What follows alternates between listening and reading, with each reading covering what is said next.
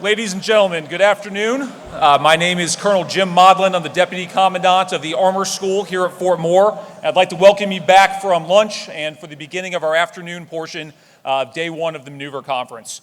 This afternoon, we're going to begin with our Training and Doctrine Command team, General Brito and Command Sergeant Major Hendricks. As we all know, every civilian who enters the Army starts their career in TRADOC, learning how to become a soldier. Our next speakers on today's agenda have over 65 years in combined leadership throughout the Army. General Brito serves as the Commanding General of Training and Doctrine Command. He has served in a variety of command and staff assignments throughout his 36-year military career, most previously as a Deputy Chief of Staff, G1 of the United States Army.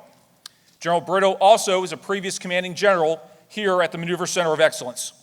Command Sergeant Major Hendricks serves as the Command Sergeant Major for Training and Doctrine Command, and he has served in armor, infantry, and cavalry formations, both stateside and overseas. He's a career soldier with over 33 years of military service, with multiple deployments to both Iraq and Afghanistan. Ladies and gentlemen, it is my pleasure to present General Brito and Sergeant Major Hendricks.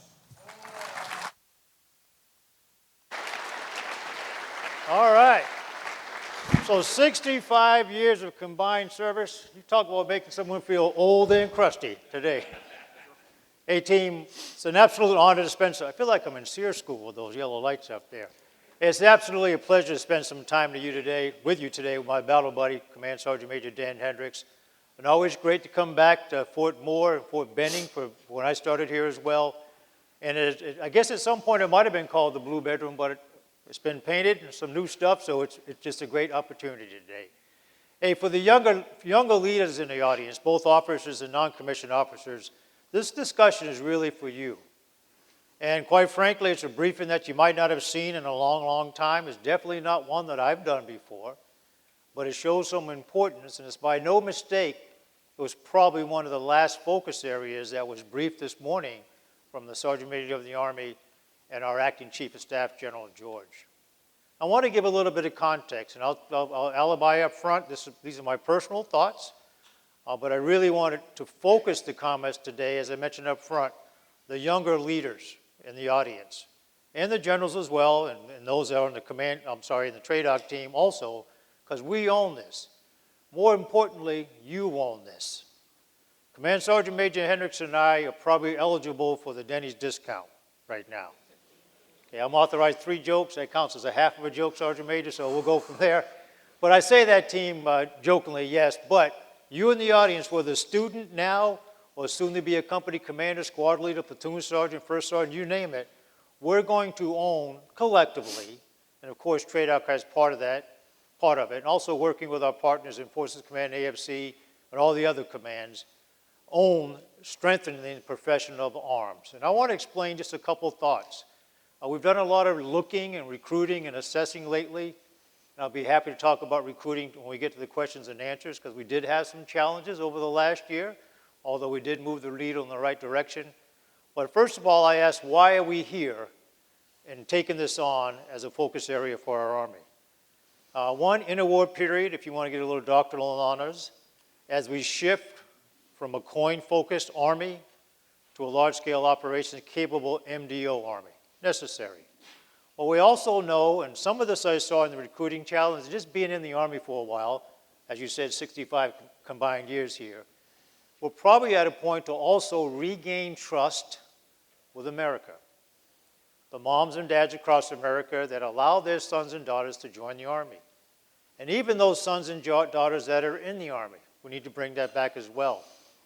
And I'll also offer up that we're probably at a time now, whether you want to compare to history, statistics, recruiting challenges, what have you, to rebuild some more muscle, which you're going to own, in character, competence, and commitment.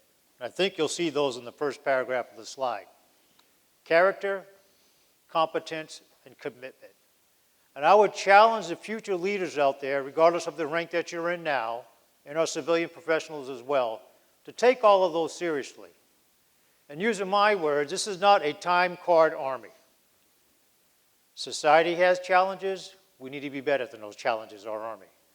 Society is not going to deploy. We will. And the character, the competence, and the commitment that all of our soldiers need across all components, and the leaders included, is on our soldiers to treat our Army as a profession that it is. And I am no way bashing our Army because I love our Army and still in it for that very well reason. But working on those three things to include rebuilding trust with America is where we need to go and very much a focus now. And I sense that it was not by mistake that General George and SMA and our Secretary chose this to be one of the 4 focus areas, of which in this case, your U.S. Army Training Doctrine Command has a large focus with that. And my last bumper sticker on the TRADOC mission tied to this focus area, very briefly, I don't have a slide to talk to it, but I take seriously, for you, 4 main lines of effort. And that's 1, bring in the very best soldiers, the sessions, and leaders as well.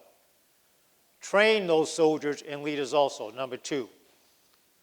Develop our leaders. A lot of you are going through it right now. Number 3, I said 4, I'm sorry, 5 lines of effort. Help build the Army culture, and working with AFC, Forces Command, and AMC, help guide the future force of the Army.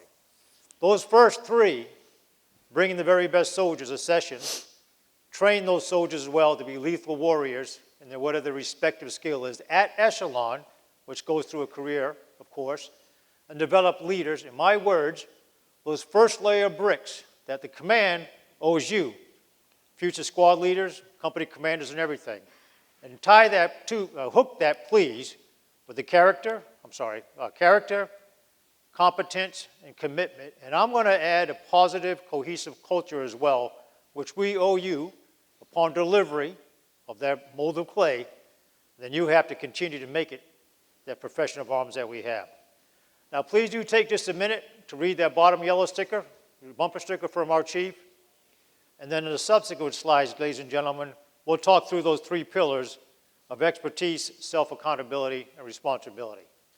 Now, I'm not going to say this is uncharted territory. And for many of you who have been in the Army for a long, long time, I know I have for a while, so has Sergeant Major. But our profession of arms is what we're known for. That gives us the lethality we need as a fighting force. It builds that strong, unflappable character that we need. So when you're in a tough situation, you're going to do the right thing. It builds that competence that we need in our respective skill sets at every single echelon. And of course, that unwavering commitment to do what's right, kick butt, go fight our nation's wars, and come back. And then what we owe you as well, as an institution, is to build that culture of cohesion, dignity, and respect. I'm not saying that as a bumper sticker.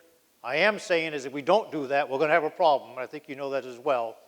And we owe that to you and the future leaders again. You're going to hear that for the next 30 minutes. It's on our shoulders, your shoulders more than anything, to deliver that, and have a strong profession of arms that our country expects. Sergeant Major, I talked way too long, but anything, my friend. Not at all. Hey, team, good morning, good afternoon. Sergeant Major Hendricks. I've been the TRADOC Sergeant Major coming up on almost 3 years exactly, and it's been a hell of a ride. It's been a great opportunity, and I'll just tell you, as we talk about these topics, I'm really interested and excited about the questions you have to ask. When I first came in, we were in the full swings of a pandemic, and then we really had a focus on the people aspect of our business. And as we got through and into that effort, we really got into kind of that next phase that was leading us through this framework with what I would call the accessions crisis, which is still a challenge that is in front of us today. And then as we are here today, we're going to talk about strengthening the profession of arms. And so getting to kind of work through that at an ACOM level, it's been an honor, and I really look forward to your questions as we go forward today. And just so we're straight, he used half a joke. And I think what they meant to say was one of us up here was 65 years old. I think they got that wrong. You get to pick which one. I'll help you. Fair enough. Hey, next slide, please, team. We actually only have a couple, and I don't want to take any more than 30 minutes today. Well, obviously, we could talk longer, but definitely want to hear your questions, if any, and hopefully we can answer them. Now, up front, again, my words here, please, especially for our young leaders here, don't be afraid to lead. Okay, your commands, both the schools, the training that you're going through now, the units that you're going to join, They're going to give you what you need, but don't be afraid to lead, to treat this like a profession. It's not a time clock Army. Could be long days, could be long weekends. It could be, and it will be very balanced, just like my battle buddy, General Papa said earlier today. But that warfighting proficiency is key. That commitment to winning and taking care of your soldiers and families is key. And of course, the character that's being developed here is critical as well in that positive culture. But a little bit on the first pillar, building your professional knowledge. I put in there the military knowledge, fancy word, the martial knowledge, what have you. You own that. And it is partially an individual responsibility as well to continue to build your personal knowledge. You're going to get the foundation. We owe that to you. In the school, there will be improvements to PME, as mentioned earlier by the Sergeant Major of the Army and our Chief of Staff as well. But there's some things that you own also to want to continue to advance that ball. My Sergeant Major, Battle Buddy here will talk through STEP and a few other opportunities later on. Now, through the TRADOC institution, the command, largely through the efforts of our Combined Arms Center and our Centers of Excellence, partnered with AFC, AMC, and others, we will do everything we can to generate professional discourse so that we get better working in our profession of arms.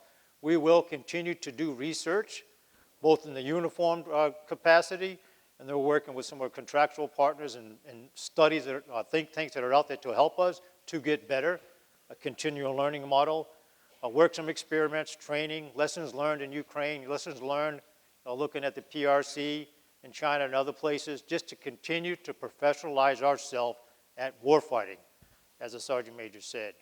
And I would define warfighting expands the MOSs that may be in this room. I'd expect a cook or finance tech to be just as lethal at his or her respective skill set as you all will be in the Army or Infantry or whatever else is represented in here, especially having been here before. And I know through the great leadership of General Beagle and his team, we will continue to refine the MDO doctrine and applicable pamphlets as we go into the next Army of 2030 and 2040, because it's necessary as a foundation for us to continue to do our profession of arms. The vice alluded to it earlier, one of the slides up there. And we've had a personal discussion on reinvigorating our professional discourse through the institutional manuals, through the pamphlets at the Army magazine, the Infantry magazine. All the other branches have those same levels of magazine, professional writing forums. But I also want to challenge those young captains and squad leaders in front of me to write some stuff. It's okay and cool when you hear from one of those old guys here, and he is the 65-year-old one, but you have some ideas as well, some things that are working well that you can throw out there to resonate with the generation of leaders that works from you. So I'm going to do a handoff and see if my battle buddy has anything on that. Yes, sir. So as I mentioned, kind of those four bigger issues that were happening when I came into TRADOC, what's really great about this is it is not a fresh start. There have been things that have been going on. They may not have been prioritized in the appropriate place, but they have been happening, and there's been some great work that's been happening at the COEs, through the Combined Arms Center, and through TRADOC. And I'll just hit a couple of those because I think they're very, very important as we really put a laser focus on that war fighting effort and then really getting after the profession. And you'll see up here, it's a simple three-letter acronym, E3B. Anybody here know what E3B means? Raise your hand if you heard of it. Good. Okay, I hope so, because what that does for us, and it came out of a simple framework of making life easier on the operational force so they could get some more reps and sets. And I'll just use the EIB example. I was a brigade CSM in 2nd Brigade, 1st Armored Division. And so when you had infantrymen come to 2nd Brigade or come to that division, it had been 3 years since there had been an EIB that had been done at that post. And so we know how important the EIB is to our infantry counterparts. And so we got to do better. And so over the last 2 years, matter of fact, I would tell you, the only good thing to come out of COVID was it made us take the PT test off the table for a year that allowed us to align the EFMB, the EIB, and the ESB together So we could do those not just once every year, but we had one division that he did 3 E3Bs in 1 year. And so we now have an opportunity to maintain your standard, maintain that priority on your MOS associated with your excellence badge, and then more importantly, get reps and sets. As you see up here, I don't really care a lot about badges, but I would tell you, from a young soldier standpoint of learning the skill sets in the trade associated with why we exist, there is no better training than the E3B. Hey, thanks, Sergeant Major. And team, under the big umbrella of professional experience, which we all own, I do want to highlight just a couple of things I think you see in bold here on the Forge 2.5 or the Heritage Trail. And no, I'm not beating the drum on what our CIMT does at Fort Jackson and the other basic training, OSIT or AIT locations. But I do want to highlight something that, as we've seen in piloting it now, actually executing it now, that is really improving the culture, the mindset, the warfighting character and spirit of the soldiers that you're receiving. If I can back up, but it goes back a couple of years, something that I personally think has offered a lot to building that profession of arms and our professional expertise started and resonates right here. And that's the 22-week OSIT, of which you know started with the infantry and has expanded to a couple other branches as well, MOSs as well. And it is delivering a competent warfighting soldier with the skills he or she needs to help you and your unit. On the Forge 2.5, now granted, I may not have 75,000 or more soldiers going to basic training or AIT this year. We're going to get through that. But what we've seen, team, in delivering you that soldier with his or her respective skill sets where they're proficient, they also needed to have, one, a strong character and understand what the Army's all about. Understand what this U.S. Army patch on your shoulder, the flag, was all about. And it took just a little bit of time of changing that very first few weeks. We leveraged our Army's museum background to show a little heritage of the 248 plus years, which might not mean a doggone thing probably to that 18 or 19-year-old, trust me. But they understood the force that they were joining into. That was partly done because we have fewer that are serving now that are sons and daughters of veterans or may have a relative to serve. The demographics have just changed, we know that. But also in the beginning of their basic training experience, and it bleeds over to the CIMT piece, is the beauty of the Forge. A lot of that is done here. We're really instituting it now at Fort Jackson now. So what it's like to be a proud soldier. What it's like to understand that culture in the very beginning, even before you get your hair cut. What it's like to be a team member, then move on to a squad member. So you won't do anything wrong or allow anything to happen to your battle buddy. And I am getting a little animated about this because that feeds into the culture and helps us prevent some of those, I'll call them harmful behaviors that just kind of erode at the environment. So we're seeing some good things come out of it now, both in basic training, and they move on to AIT, and I'm convinced that it's going to deliver you a better soldier at day one, which just gets infused into your sponsorship, infused into that transition, into the first unit of assignment. And it's probably by no mistake that we have a pretty low attrition rate all the way through the first unit of assignment, which is a good thing to have, a good problem. Shifting to the left a little bit, looking at the clock here, team, I'm going to give one of my commanders, General Beagle, full credit on this and taking what was the old Project Athena, which actually started here, and making that a career-long assessment model for all of our soldiers, regardless of the rank. Also part of our professional military education and our NCO education as well. There's not a single soldier, if you stay in long enough, that it won't come back to your institution for some level of a touch point of professional development. And I'll take some risk on my words here. The PME that you receive is the certification and the validation of what is expected as a leader. So when you go back to your force, I think it was to whatever unit you're in, Sergeant Major Holland Command Sergeant Major Holland hit it very well. You're expected to be certified and validated what's expected of a leader and competent in your respective skills. We owe that in your PME. And the career-long assessments managed through CAC, this Center of Excellence and others, do just that. And it's key that we continue to advance that. I happen to have my TRADOC G2 in the room.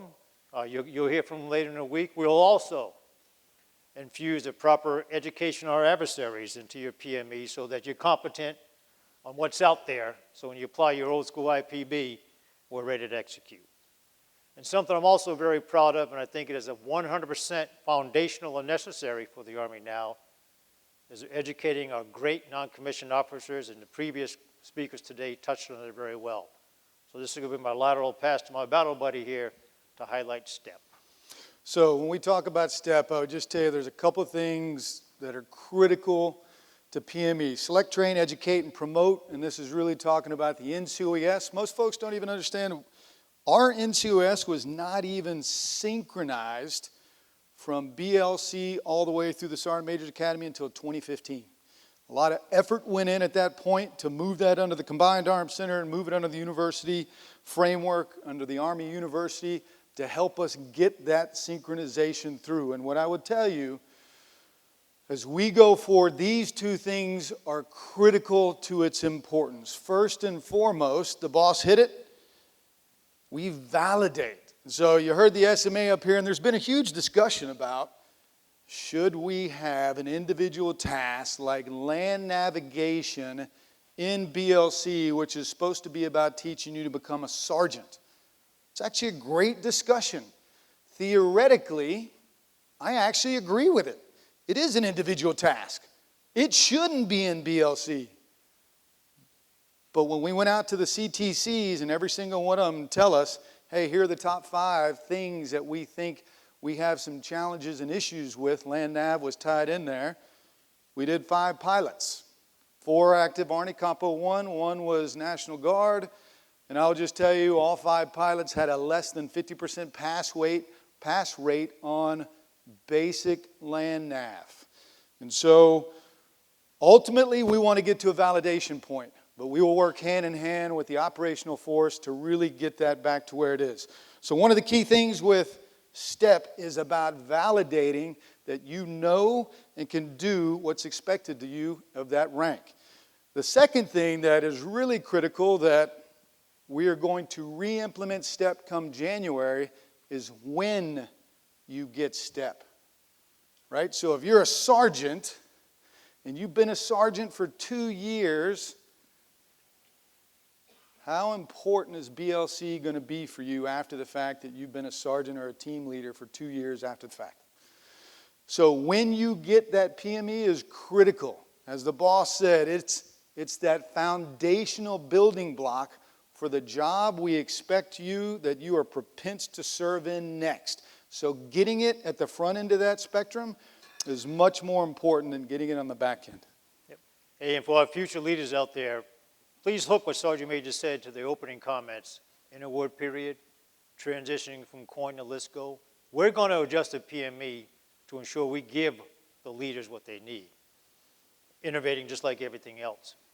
But just what he said has to be reinforced. And one shameless plug, while wearing the TRADOC CG hat, as we implement STEP and Officer PME as well, if you should have a distance learning portion of that, my ask of you, as future commanders, battalion commanders, first sergeants and others, allow that soldier to do the distance learning part of it.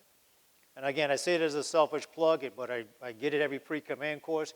Hey, I don't have time for this, I couldn't do that. It just feeds into a no-show rate, a failure rate, and it's not good for our Army. So my shameless plug for the day. All right, next slide, Sergeant Major, what do you think? Yes, sir. Okay, and the self-accountability piece, and this is critical, to police ourselves up, continue to develop ourselves as well. The Chief alluded to it, Sergeant Major of the Army hit it, both General Pappas and his Command Sergeant Major also talked to it. We own our profession, period. And these 3 sub-blocks of building a unit identity, I talked about the forge aspect of it, building that aspect of the Army, that history, that pride, of which you can take home as well. It's certainly going to help us in recruiting lane, but also internal to the command, working on some soldierization programs, how to treat a soldier when they get off the bus. I'm convinced that whatever culture a soldier has, a future soldier has, is going to join us from the kitchen table. And we need to put some pride in this U.S. Army and the American flag on their shoulder right away from our training. I think you can probably pull out the big parts on the talent management piece. That is very much a big Army effort. Not only assignments, building the skill sets, working the knowledge, skills, and behaviors to find the right person for the right job. I know many have probably read about or heard about the Future Soldier Prep course that General George talked to it today. But very quickly, this was an innovative approach to help solve some of our recruiting crisis this past year. Now here, take it from me, the Army did not lower its standards for the soldiers that have to join. But we also know, and you've read the press just like I have, a lot of the young men and women, 18 to 23-year-olds and some older, had challenges with physical fitness and academics. So we started a Future Soldier Prep course, which was started off in a pilot phase. It's been over this month, actually makes a year, that it's been going full speed. And we've put in about 10,000 soldiers into the Army, all three components. Most into an MOS that they wanted to go into, were the first three choices, some of which we needed them to go into, to fill our shortage MOSs, to fit our modernization and our innovation requirements of the Army. Critical. But I will tell you, what I'll go into some of the deeper details, we've had about a 97% graduation rate, and throughout the 90-day course, they test weekly. Not everybody finished, but most continue to improve both academically and fitness-wise. We've had one with a PhD and 22 with master's degrees that could not pass the ASVAB for whatever reason. Don't be alarmed by that, because your Army, through this innovative approach, got after it, and we'll see if that program is going to continue, but we owe that to continue to bring those in that want to serve but needed to get up to the standards that our strong Army requires.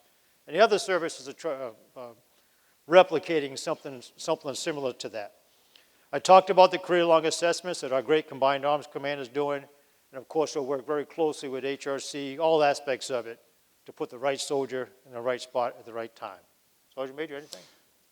I'd just like to add in really 2 points, and it gets to the accountability piece. Matter of fact, you heard Futures Command kind of hit it. You heard the SMA hit it. Now, that's easier briefed than said, and I would tell you from when most of us here in the front row came in to today, it is a different Army when it comes to the accountability framework. The non-commissioned officer corps, if you look at folks that are wearing that drill sergeant badge, like that is what the NCO Corps is driven and expected to do, and it's our full responsibility. But we have made it much harder, and I'll just pick a young sergeant today who sees somebody who he thinks is overweight walking during PT. I'm sure you've all seen it, where you got 2 or 3 folks walking shoulder to shoulder, some are texting, talking, and that young sergeant goes over to do the right thing. How do those scenarios go today? Who are you? Where's your NCO? There's not one. And then let me see your profile. How does that go today? Do you know there are probably about 90% of the folks that I talk to think that it's illegal to ask for that profile? Have you ever heard it? Raise your hand if you've heard that. Do you think it's okay to ask for a profile? You can, although, because I had the IG look it up, and they've actually put out a couple of really good products. We have got to educate ourselves on the process, especially when it comes to accountability. And if we want a young sergeant to do those things for us, they actually don't use a hard copy profile anymore. They use the e-profile, and you have to go back to that company commander. And so I would just say, if you're a young company commander or a first sergeant, and a sergeant walks in your door because he caught one of your hooas walking during PT or not doing the right things, you got to be part of the solution to reinforce that we need our non-commissioned officers to do that. We have got to police our own, as we say here. And we're not doing a really good job of it. And this is a very tough place that we've got to take a hard look at, whether we're looking at soldiers that aren't doing PT correctly. You know, you can have a discussion on the beards. You've got medical. You've got also religious exemptions that you've got young soldiers we're asking to deal with. And then take a look at what we just did with hairstyles. Not easy. And so there's an education piece that I think we'll own and tie that in with PME, because it's critical as we move forward. Sir. Hey, team, there's a few other words on there that are on the dry erase board as ideas now that we are going to look like as the command responsible for this focus area for our acting chief of staff, building a profession of arms. You see some comments on the talent management lane, career paths, looking at maybe a technical skill MOS. Many of our career paths, this is going to be in conjunction, working with our Army G1 and HRC and others, haven't been looked at in 40 plus years. I know the career path I was on, many of you, just hasn't been looked at for a while. But we also know that the soldier that is joining now and the leaders that are joining now do expect something different, want some different outcomes, want some different career paths, and our modernization for the Army of 2030 and 2040 will drive that as well, to look at some things differently. So all that's on the dry erase board, and that's what's partially exciting while working this focus area. We're going to need your input with that. So looking at the length of MOSs, how long it takes you to get promoted, can you jump between components, all of that is on the dry erase board for us to explore as we continue to build our profession of arms and give those opportunities that we know our young leaders and soldiers want and desire at this point.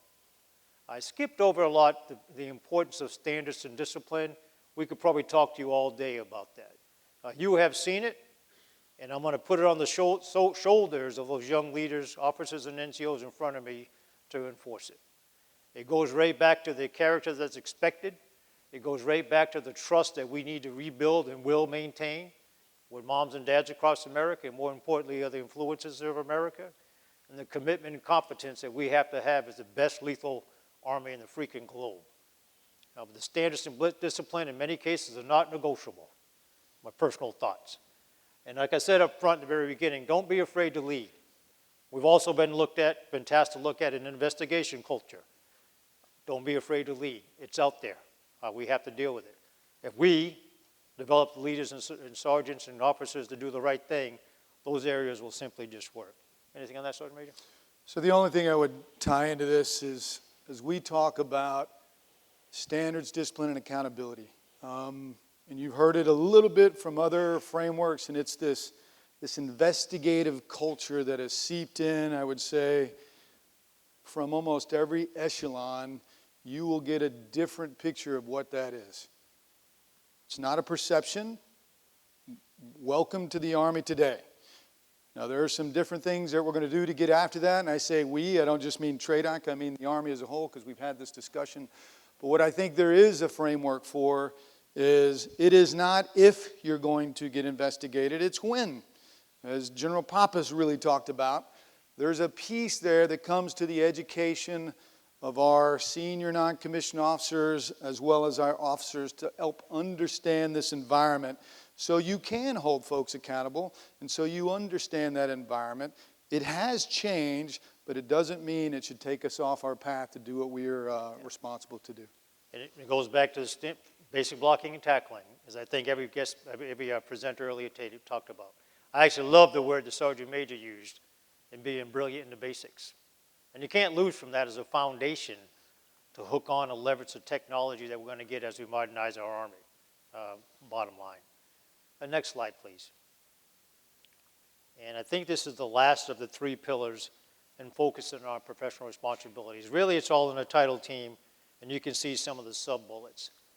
General George talked to it a little bit this morning, gave a couple of examples. There are lots of family programs and programs for our Army, some of which in a pilot phase, some of which are being tested at core installations, TRADOC installations as well. It's all about learning, one, what our soldiers and leaders need, what our family needs as well, also, then what can we afford? You know, what's applicable to prevent harmful behaviors, to get left of the boom in the prevention space. All of that is very useful, and you can see it here. And in building our profession of arms, something our command is going to take on, are more pilots, more ideas, more sensing sessions with our troops and families to see what's most important as we focus on our soldiers. The leaders piece, that's our business, and it's your business to be reinforced. I think it was my third line of effort, training the very best leaders. We own that, and it's really not negotiable because that's the handshake that every last one of us have with the soldiers that enlist to serve you and to serve us. And I owe that to you as well. The boss talked this morning about prioritizing training. I would simply ask you before you start canceling stuff on the schedule, maybe understand what it's about. And then if it's not supporting warfighting readiness, look at it as well, of course, with your respective commander. I will shift to a little bit on the last column, and this is quite selfishly tied to the recruiting challenge that we've had. And I, in uniform for many years, just like you have been for many years, was quite frankly surprised at the gap created between us in uniform in our Army and a lot of the, what I'll use the word, influences across America.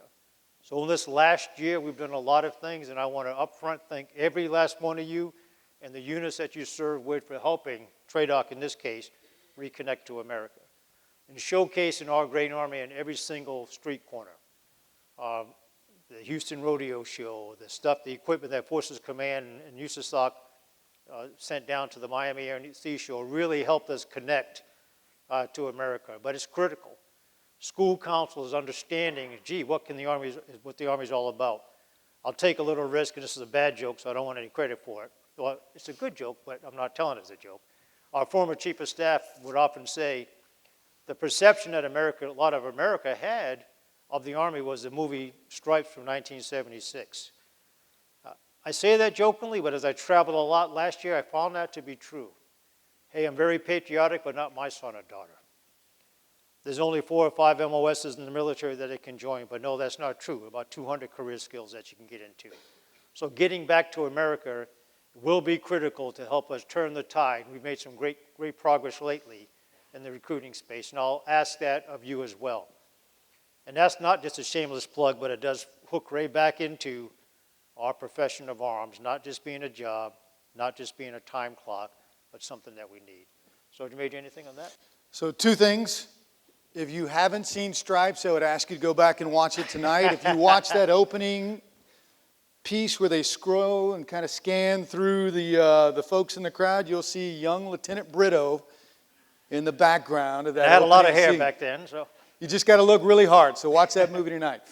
Hey, look, so the last year and a half, we got redirected. My primarily focus was in this last piece over here with the accessions framework, and I'll tell you, I learned a lot of lessons about what our recruiters are doing, how they connect to America, and then more importantly, the perception that the average American knows about the Army. And it's maybe 1/10 of what you know at best. And so I would just ask you, as you go out, when you go to your hometowns, 2 people I would ask you to connect with. 1, wherever you're going, reach out to that local recruiter.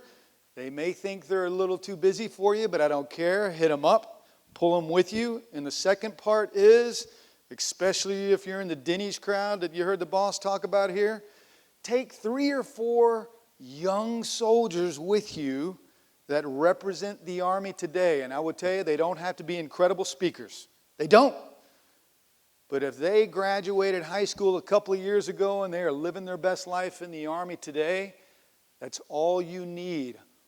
They don't have to be from that area.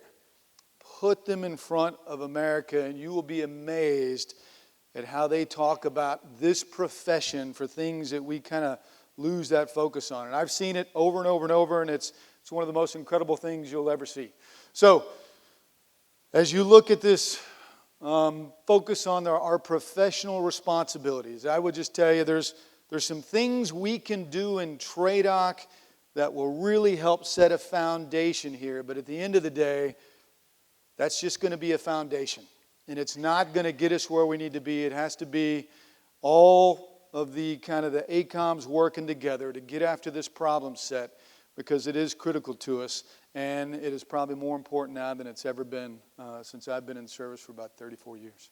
So thank you, sir. Thank you, Sergeant Major. That's a good segue to the last slide, please. And I am not going to read the bullets to you. You can. But I want to go back to where I started. This is leaders' business and a serious responsibility for all of us. And our chief did not mistakenly pick this as one of his major focus areas as we go the next 4 years or so and set the conditions for the years after that. So as an institution, we know our responsibility at continuing to improve and innovate. All of that delivers that first layer of bricks I mentioned to you, bringing in the best, training the best, developing the best, building Army culture, and working with my battle buddies, fellow ACOMs, on shaping the future force. That's that layer of bricks that we owe you. My challenge to you, ladies and gentlemen, is to really put some big meat behind this U.S. Army and that flag on our patch as a profession of arms. And we owe that unofficial handshake to moms and dads out there that are giving us their sons and daughters. It is not by mistake that our acting chief picked this as one of his focus areas, nested with the other 4 that are on that quad chart there. So you can read through it. My challenge to you, as I continue to join Denny's in the years ahead with my Sergeant Major here, especially for the future company commanders, field grades, and sergeants out there, is to take this seriously and obviously wear a uniform with pride and help us turn this recruiting tide for one, but continue to build that profession of arms so we get through this transition, this interwar period, transition from coin to LISCO, and have that kick-butt Army that I know you want to serve in, and veterans will be proud to say they served in as well. So with that, team, I will stop, and we'll be happy to take any questions that you may have. Thank you, ladies and gentlemen.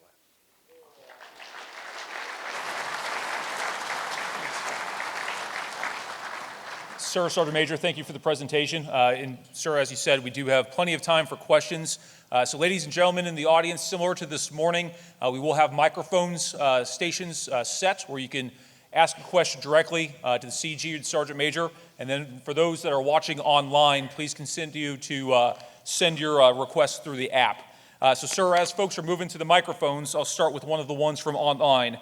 And the question is, as the Army modernizes warfighting with new systems and technology, how does TRADOC modernize institutional training so that the classroom of 2035 does not look like the classroom of today? Yes, and that's a very good point, and it's continuing to modernize just like the rest of the Army. So what was the dry erase board when I went through, actually it was a chalkboard when I went through. Okay, that's the third bad joke of the day. But innovating the classroom as well. But I will also tell you it's more as important to innovate how we instruct, how we teach, how we do DIRT training and basic training, AIT. OSIT's a great example of it as well. To one, capitalize and understand how young soldiers learn, how young leaders learn. It's as important. And there's a cost with that, just like buying a new tank, a new something or another, but it needs to be thought through and nested with the modernization programs as well. That could mean something that's 10 weeks, could be 8 weeks. I'm not sure, just throwing that as an example. But that same level of innovation at our level needs to take place. And then talking to those units that we serve, FORCECOM, AMC, AFC, and others. Does that help? Sergeant Yes. Major, anything you want to add on that? Okay. Good, sir. Thank you, sir. Appreciate that. Believe we have a question. There we go. Number 2, please. Sir, Pete Glass, AFC and FCC, you spoke of strengthening the profession. What is your biggest success and or biggest failure, and what did you learn from the most from? That's either for you or your Sergeant Major.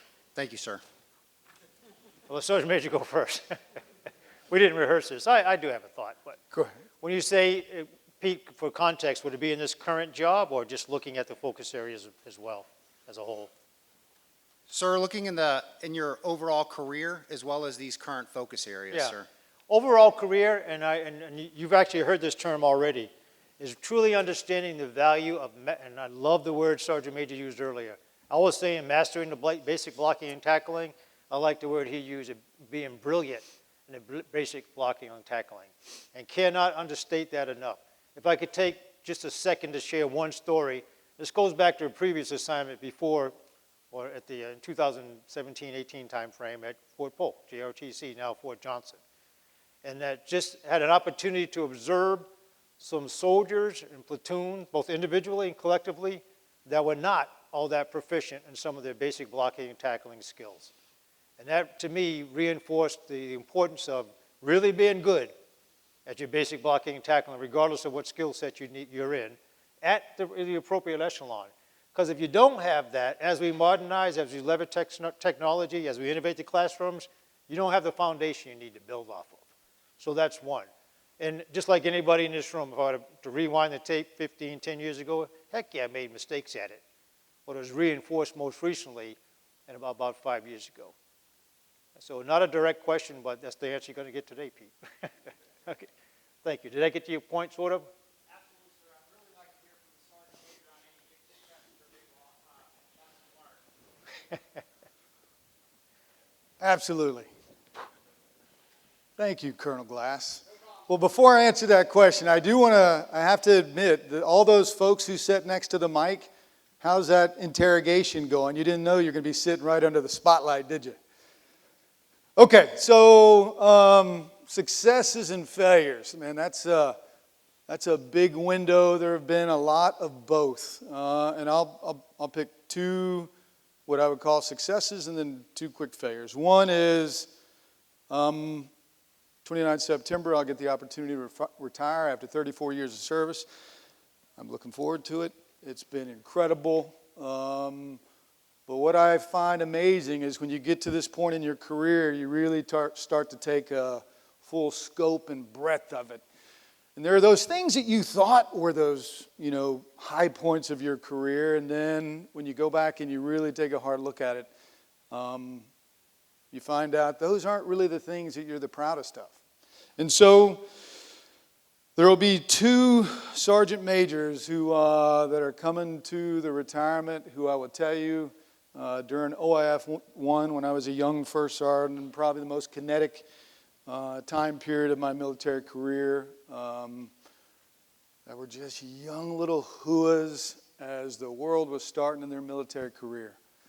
Today they are now both command sergeant majors and incredibly successful. I will not identify them, but I would tell you, when I look back at that year and everything we went through, and then now to see where they are, I would just tell you, those are the things that make you proud to be part of this service, to wear this uniform, and that you did have some positive impact on folks moving forward. And I'll just stop with that. Hey, Colonel Glass, I'd like to add one thing, and this is not a lesson learned, but even at this pay grade, what I've seen is our doctrine works, MDMP works, 8-step training model works. And I'm simplifying that a little bit, but you can probably apply it to any problem set, and it'll help guide you to a solution. We looked at it from the recruiting stuff, didn't like what we found in doing IPB, but it helps you walk to a solution. So our 8-step training model, MDMT process at every pay grade, and any flavor of problem can get you there, to include how we need to understand the enemy as we innovate our Army. Thank you. Mic 1, I think. Yes, number 1, please. Good afternoon. Oh God, sorry. Good afternoon, sir. Sergeant Major Captain Natalie Taylor with MCCC here. With the modernization that we are experiencing across the Army up to 2030, are we going to see an increase in both our initial maintenance and certification training, as well as a progression as our maintainers rise through the ranks? I recognize this is a niche question, but definitely something to consider as we're moving up through the next decade. Yeah. I wouldn't call it a niche question. Sergeant Major, please do chime in. Without getting any specifics on the platforms or units that you may be talking to, it's definitely something that we need to look at. And again, I'll wear my one doctrine big hat on here, the importance of integrating all of the Dalton PF. As we modernize, as we bring in new pieces of equipment, as we design the future force formation of the future, all that needs to be considered. And I'll take it down one level. The level of education you're talking about, I think, also needs to be considered as well, so that we deliver the next tank of the future or the next operating man fighting vehicle of the future. The people identified now, they're brought into the Army now, and they go through the level of education and training now. So when you receive that specialist, that's a fuel handler for the next attack helicopter, he or she knows what they're doing, and you don't have to rely on contractual training, an MTT or something. And I think that's the crux of your question. Yes, sir, it is. That's really hard. It's hard stuff. And a lot of it is on the Combined Arms Center Directorate here, and more importantly, the proponents that lie in every last one of our centers of excellence own that. And it's a 100% partnership, it must be, between our command, training and doctrine command, and Army Futures Command when it comes to the equipment or the next future design. Nesting that design and development is critical. And we have made mistakes in the past, and our Army has seen it. We fix it through whatever reasons, but approaching in that, looking at all the, I'm getting a little geeky on you here, but nesting all that Dalton PF from the very beginning, and it may be years when that new piece comes out, but that's the key to it. Okay? Thank you, sir. Thank you. So just to add to that question, it's not niche at all. Matter of fact, when we went to all the CTCs, and this one kind of surprised me because we went to JRTC, maintenance was one of the top 5 issues that we were kind of deficient in. As a matter of fact, from an operator level, grew up my first half of my career primarily in heavy organizations, so maintenance is, I would say it's part of your life, it's all of your life. Matter of fact, every operator, whether it's a tank, it's a Bradley, it doesn't matter what piece of equipment, you become a SME in maintenance. And so when we went to JRTC, the light divisions, the home of where they're doing their training, it was still in the top 5 from something as simple as filling out 5988s. So I think as we look at this area and how we go forward and how we modernize, it's a critical question that kind of affects us all, sir. Hey, one last thing. This is a really good question. You got me thinking a lot. In the previous briefs, we talked rearm, models related to it, home station training, combat training center rotations. Our Army does that well, and it continues to get better. And I feed it right into the innovation mindset. You know, how can you continue to improve? How can you feed into the progression of arms? So we can pilot concepts at a smaller scale. We can put new kit, and we do, in soldiers' hands to break it, use it, and go back to develop it and make it, improve it. On one of these previous slides, you saw experimentation. We do all that stuff to include identifying some of the skill sets that you need to get to the point so that when you graduate this captain's career course and move on to whatever unit, you have what you need across that spectrum of DOTLM PF, and it's critical. But that's something that our Army, all of the commands, are taking very seriously so that the future leaders in front of me have the competence and commitment they need to deliver that future Army. Great question, though. Mic number 2. Hey, sir. Colonel Mike Whitney, Combined Arms Center. You talked about accessions, and when you look at the Army of 2030 and those high-demand skill sets we'll need in those formations, especially space and cyber, how does the Army going forward compete with that talent in a competitive civilian job market? Thank you. No, that's a very good one. Thanks, Mike. And it's actually a challenge that we've identified now, and this is a complex answer to a relatively complex question. One, knowing the demands, the skill sets that we're going to need, both in talent, kit, the whole bit, in 2030, 2040. You gave some great examples. I'll just pick cyber. Space is a big one. Pay is an issue as well. So identifying those troops and leaders now, some of them may be reclassed into that because we learned what skill sets they have. Some need to be trained now and recruited now, so that in 2030, we know that, I'm just picking 2030 as an example, we have them trained and ready to serve into that force, into that type of capability. I won't lie, just be totally transparent. Competing in the incentives, the pay, the Amazons, the Googles, especially, I'll just pick up the cyber world, is a big challenge. But building that profession of arms, as you saw earlier, where the pay might not make as much of a difference to that soldier that wants to be a professional soldier.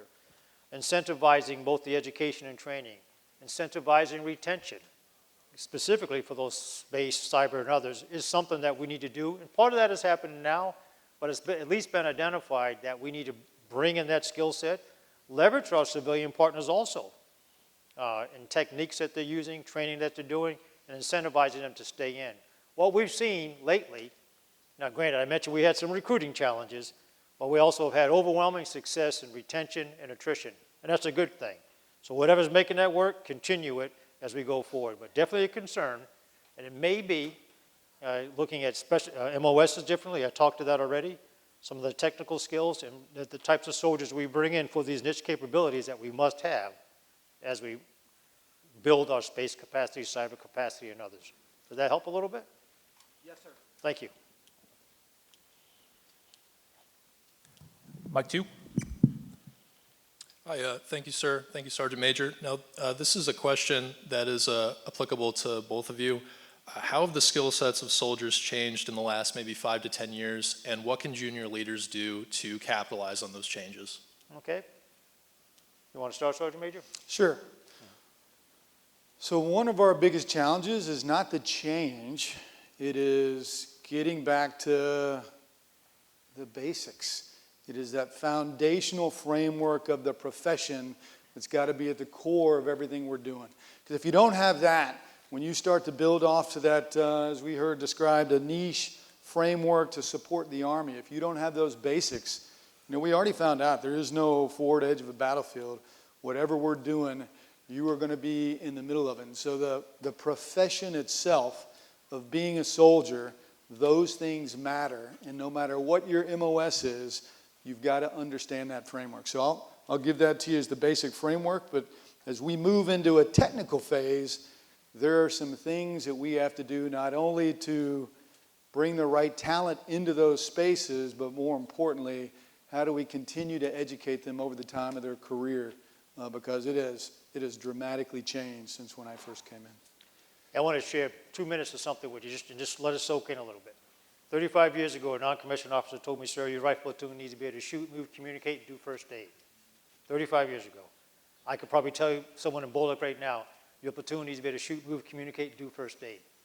The equipment may be different. The gauze bandage may be different. The rifle certainly is different.